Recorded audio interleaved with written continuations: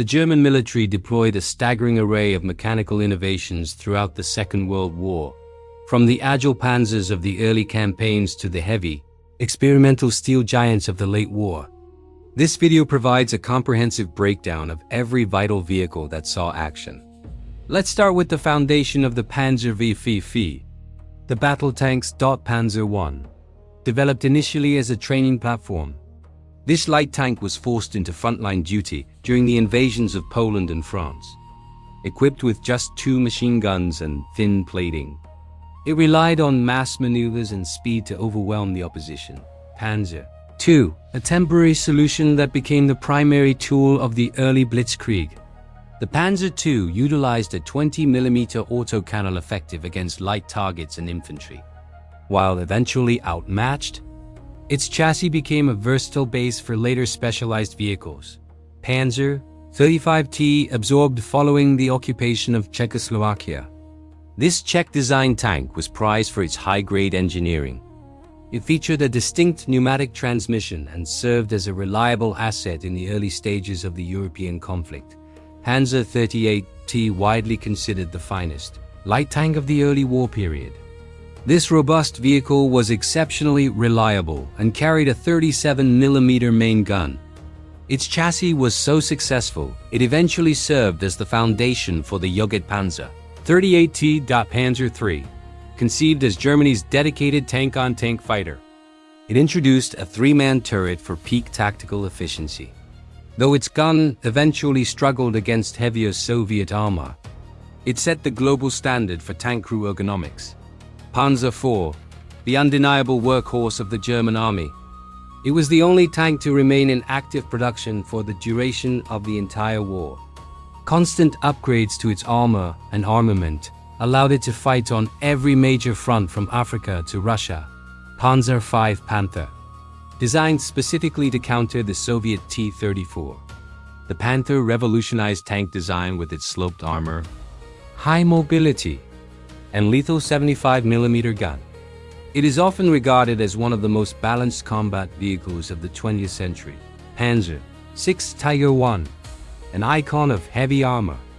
The Tiger I terrified Allied forces with its near-impenetrable frontal protection and its legendary 88mm gun. While mechanically complex and heavy, it could destroy enemies from ranges they couldn't hope to return. Panzer VI Tiger II, King Tiger, a 70-ton behemoth. It combined the Panther's sloped design with extreme armor thickness. While frontally invincible to almost all enemy fire, its massive weight often strained its engine and collapsed the very infrastructure it crossed. Tank destroyers and assault guns. StuG III. By eliminating the rotating turret of the Panzer III, Germany created a low-profile, cost-effective assault gun. It became their most produced armored vehicle, specializing in ambush tactics and infantry support. Panzer 38T Hetzer, compact, angular, and incredibly hard to spot. Built on the reliable Czech 38T chassis, the Hetzer used its sloped armor and remote machine gun to act as a deadly defensive predator in the war's final years. Jagdpanther IV, often called WWII's duck due to its low nose heavy profile. This tank hunter carried the long-barreled 75mm gun, making it a supreme defensive weapon capable of striking while remaining concealed. Marder II, as Allied armor thickened, the Marder II was built as a stopgap, mounting a heavy anti-tank gun onto the outdated Panzer II chassis. It provided much-needed firepower despite leaving the crew exposed in an open-topped compartment. Marder III, utilizing the Czech 38T base. This variant carried either captured Soviet guns or the German Pak-40. It was a rugged solution for the Eastern Front, trading crew protection for high-velocity armor-piercing capability. Nashorn, known as the Rhinoceros. This vehicle was a long-range sniper. It featured a massive 88mm gun on a light chassis. With virtually no armor, it relied on its ability to knock out enemy tanks from incredible distances before being spotted. Jagdpanther, frequently cited as the war's finest tank destroyer. It successfully married the Panther's mobility with the firepower of the 88mm gun, offering a near-perfect blend of speed, protection, and lethality. Ferdinand or Elephant. Built using rejected Porsche Tiger hulls, this was a slow, massive bunker on tracks. While it initially lacked a machine gun for self-defense, its frontal armor was nearly indestructible against conventional tank fire. Jagdtiger, the heaviest armored vehicle to see operational combat. It carried a colossal 128mm gun capable of vaporizing any Allied tank. However, its logistical weight and mechanical fragility meant it often failed before reaching the fight.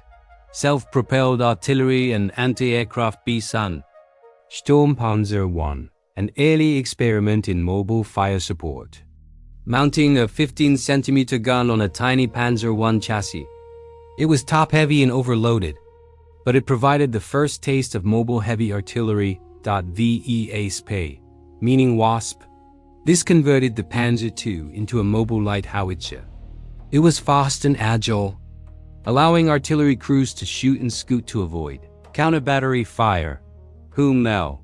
The Bumblebee carried a heavy 15cm howitzer on a hybrid chassis. It was a primary source of indirect fire for the Panzer divisions, though it suffered from limited onboard ammunition storage. WWII. This vehicle mounted a heavy infantry gun on the Czech 38T chassis. It gave German units a direct fire tool for smashing through fortifications and urban obstacles. Broom-Bear, designed specifically for the brutality of street fighting. This boxy vehicle used a large caliber, short-barreled gun to level buildings and clear out entrenched enemy positions with high explosive force. Tiger, a rare siege engine built on the Tiger I chassis. It fired a massive 380mm rocket-propelled charge, originally intended for urban uprisings. A single shot could demolish an entire city block. VUR-Bell-VIND, the Whirlwind, featured a unique open turret with 4 20mm cannons. It created a wall of lead that was equally effective against low-flying aircraft and soft-skinned ground targets. OST-VIND, an improvement over the Whirlwind. The East Wind utilized a single, more powerful 37mm cannon.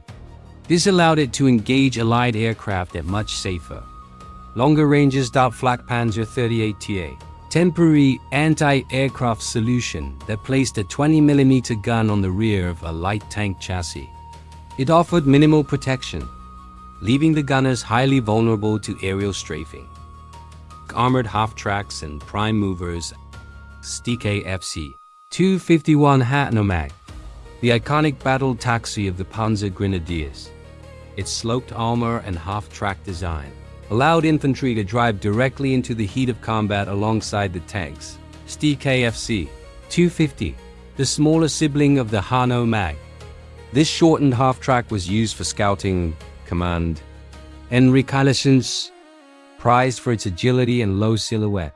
Sd.Kfz 7, an 8-ton medium tractor essential for moving the famous 88mm flat guns. It featured theater-style seating and was a constant presence in every theater of the war. Sd.Kfz 9FMO, the heavy lifter of the Wehrmacht. This massive half-track was built to recover disabled tanks. It often required 3 FAMOs chained together to pull a Tiger out of the mud.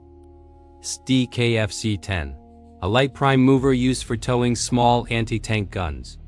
It was nimble and produced in massive quantities to help mechanize light artillery units. Sd.Kfz 11, the standard light artillery tractor, responsible for moving howitzers and rocket launchers. It served as the vital link between the light and medium transport units. KET-10-KRAD, a unique motorcycle tractor hybrid. Designed for paratroopers, it became a legend for its ability to navigate terrain that would stop any other vehicle cold. Opel Mortier. Born from the mud of the Eastern Front, engineers replaced the rear wheels of standard trucks with Panzer trucks, creating a mule that could maintain supply lines in deep slush and snow. Armored Reconnaissance Sd.Kfz 222, a light four-wheeled scout car. With its angled armor and 20mm turret, it served as the eyes and ears of the German army during the early campaigns. Sd.Kfz 231, 8-rad, an 8-wheeled heavy scout car with a sophisticated suspension. It featured 2 driving positions, allowing the crew to retreat at full speed without needing to turn around. Sd.Kfz 234-2 Puma, arguably the best armored car of the era. The Puma combined high road speed with a 50mm tank gun, allowing it to outrun and outfight most other reconnaissance vehicles. Sd.Kfz 263, a specialized radio vehicle built on the 8-wheel chassis, recognizable by its large frame antenna. It acted as a mobile command hub to coordinate massive tank movements. Cars and logistics, Schwinn, building on the Volkswagen design. The Schwinn featured a bathtub-style hull and a drop-down propeller. It was the most mass-produced amphibious car in history. Capable of crossing rivers and muddy bogs, Hawk 108, a heavy off-road personnel car used for towing light guns and transporting troops.